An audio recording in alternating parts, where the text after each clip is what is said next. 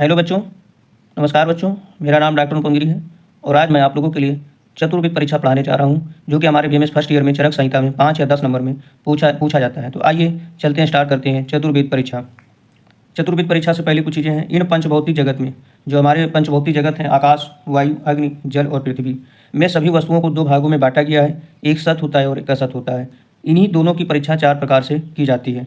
तो जो हमारा पंचभौतिक जगत है, इनमें सभी वस्तुओं को 2 भागों में बांटा गया है, सत और असत। इन्हीं दोनों की परीक्षा 4 प्रकार से की जाती है। सबसे पहले क्या है? आप्तोपदेश। दूसरा क्या है? प्रत्यक्ष। तीसरा क्या? अनुमान। और चौथा है युक्ति। तो चतुर्विद परीक्षाएं के अंतर्गत आपको पहले नाम याद रखने हैं: आप्तोपदेश, प्रत्यक्ष, अनुमान और युक्ति। तो हम बात करते हैं सबसे पहले आप्तोपदेश। आप्तोपदेश का मतलब क्या होता है और आप्तोपदेश को आप समझेंगे कैसे? तो आइए स्टार्ट करते हैं। इस त्रिविध ज्ञान समुदाय में प्रथम ज्ञान आप्तोपदेश से ही प्राप्त होता है और सत्य ज्ञान के लिए प्रमाण की आवश्यकता होती है। उन प्रमाणों में आचार्य चरक ने आप्तोपदेश को ही प्रधानता दी है, क्योंकि आप्त पुरुष किसी भी कार्य को अपनी तपस्या और ज्ञान से साक्षात करने के पश्चात ही बताते हैं, इसीलिए इनके वचन सत्य होते हैं। महर्षि चरक ने प्रथम आप्त का स्वरूप प्रतिपादित करते हुए कहा है कि जो व्यक्ति रजोगुण और तमोगुण से निर्मुक्त हो गए हैं तथा जिनको भूत, भविष्य, वर्तमान तीनों कालों का ज्ञान है, जो हर ज्ञान से परिपूर्ण है, अतः वह विद्वान है, उनके द्वारा कहे गए वचन सत्य हो जाते हैं, उसे ही आप्तोपदेश कहते हैं। तो आप्तोपदेश का मतलब क्या होता है? आप मोटा मोटा जानिए। आप्तोपदेश का मतलब होता है जो हमारे ऋषि और मुनि हैं, वो क्या करते हैं? घर छोड़ के, फैमिली छोड़ के तपस्या करने पहाड़ों पे, जंगलों में चले जाते हैं। क्यों? क्योंकि वो रजो और तमोगुण से मुक्त हो गए हैं। उनके दिमाग में उनको किसी प्रकार की जो है ईर्ष्या, लालच, लोभ, मोह से मुक्त हो गए हैं। और जब सब कुछ छोड़ के वो पर्वत पे चले गए हैं, तपस्या कर रहे हैं, तो ईश्वर में लीन हो गए हैं। अब उन्हें किसी प्रकार का कोई लालच उनके मन में कुछ नहीं है। तो जो भी वो बोलेंगे हमेशा सत्य ही बोलेंगे और उन्हें भूत और भविष्य तीनों कालों का ज्ञान होता है। तो ऐसे वचन को ही हम लोग आप्तोपदेश कहते हैं। आप्तोपदेश में आपको ये श्लोक याद रखना है। अगर पेपर में आता है तो आपको ये श्लोक लिखना पड़ेगा। क्या है श्लोक? रजस्तमोभ्यम निर्मुक्तस्त को ज्ञान बलेन ये एसम त्रिकाल मामलम ज्ञान व्याप्तम सदा आपता शिष्टा विबुधास्ते तेसम वाक्यम संशयम सत्यम वक्ष्यंत ते कस्मादम नीरज अस्तमा। तो आपको ये श्लोक याद रखना है आप्तोपदेश में।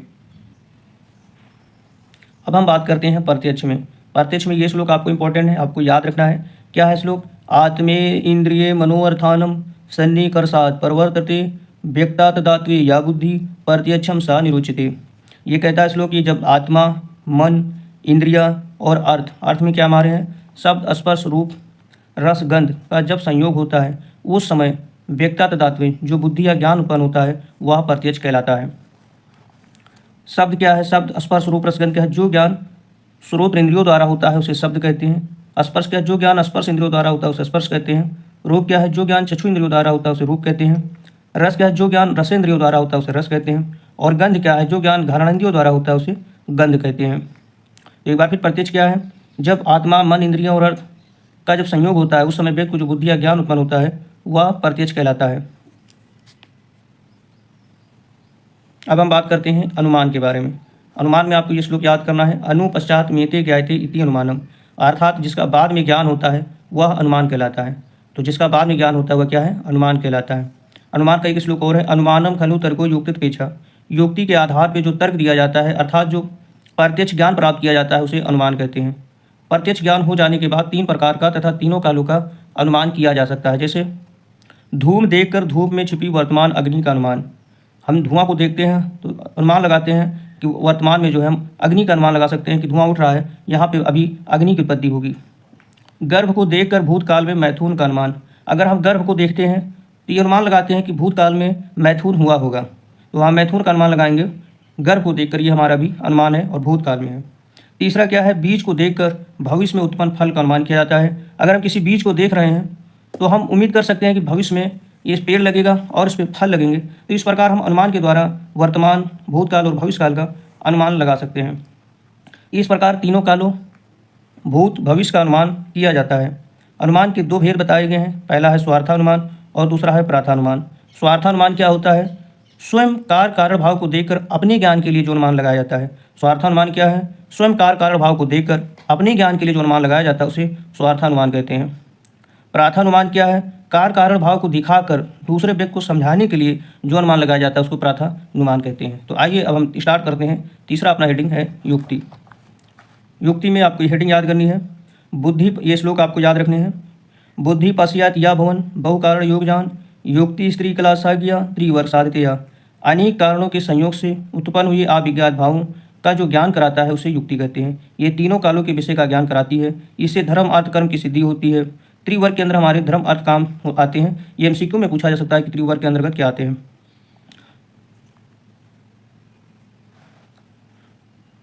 जो कल्पना यौगिक रूप में होती है उसे युक्ति कहते हैं। युक्ति का मतलब आप समझ सकते हैं, योजना प्लानिंग के द्वारा जो की जाती है वही युक्ति है। तो हमने चारों प्रकार की जो है परीक्षा पढ़ ली। पहला हमने पढ़ा आप्तोपदेश, दूसरा हमने पढ़ा प्रत्यक्ष, तीसरा हमने पढ़ा अनुमान और चौथा हमने पढ़ा युक्ति। ये भी पूछा जा सकता है, 10 नंबर में आया तो बढ़ा सकता है कि चतुर्विध परीक्षा उपसंहार क्या है। यही 4 इसमें लिखना, यही 4 प्रकार की परीक्षा है, अन्य कोई परीक्षा नहीं है। इसी के द्वारा सत भाव और असत भाव के विषय की परीक्षा की जाती है। इस परीक्षा के द्वारा यह सिद्ध होता है कि पुनर्जन्म होता है। अब हम बात करते हैं चतुर्विध प्रमाण से पुनर्जन्म की सिद्धि कैसे होती है। अगर हमारे पेपर में 10 नंबर में आता है तो ये पूछा जा सकता है कि चतुर्विध परीक्षा को बताते हुए पुनर्जन्म की सिद्धि करिए, या बता देगा आप्तोपदेश को बताते हुए पुनर्जन्म की सिद्धि आप्तोपदेश प्रमाण के अंतर्गत करिए। तो कोई यहाँ से पूछा जा सकता है, आपको पढ़ना बहुत इंपॉर्टेंट है, बहुत ज़्यादा इंपॉर्टेंट है। तो क्या है आप्तोपदेश प्रमाण से पुनर्जन्म की सिद्धि में क्या है? आप्तजनों का शास्त्र वेद है। इसे पुनर्जन्म की सिद्धि कैसे पता करेंगे? आइए, आप्तजनों का शास्त्र वेद है और दूसरे शास्त्र जो वेदों के अर्थ से विपरीत ना हो, जो परीक्षकों या शिष्ट पुरुषों ने रचे हों, जो समाज के लिए कल्याणकारी रहें, ऐसे शास्त्रों को भी आप्तशास्त्र समझना चाहिए। आप्तशास्त्र के अध्ययन से ये ज्ञात होता है कि ज्ञान, दान, तपस्या, यज्ञ, सत्य, धर्म, ब्रह्मचर्या आदि का पालन करने वाले व्यक्तियों को इस लोक में तो यश मिलता है और उन्हें परलोक में भी यश मिलता है, अर्थात ऐसे व्यक्तियों को मोक्ष की प्राप्ति होती है। अब हम बात करते हैं प्रत्यक्ष प्रमाण से पुनर्जन्म की सिद्धि। ये बात प्रत्यक्ष रूप में भी देखी जाती है कि संतान माता पिता के भिन्न भिन्न रूप वाली होती है। अब हम प्रत्यक्ष प्रमाण से पुनर्जन्म की सिद्धि कैसे देखेंगे? ये बात प्रत्यक्ष रूप में भी देखी जाती है कि संतान माता पिता के भिन्न भिन्न रूप वाली होती है। कोई गोरा होता है, कोई काला होता है, कोई लंबा होता है, कोई नाटा होता है। इस प्रकार उनकी मन, बुद्धि, भाग भी भिन्न भिन्न होते हैं। कोई श्रेष्ठ कुल में जन्म लेता है, कोई नीच कुल में, कोई राजा बनता है, कोई दास, कोई दीर्घायु होता है, कोई अल्पवायु होता है। किसी की आयु ज़्यादा होती है और किसी की आयु कम होती है।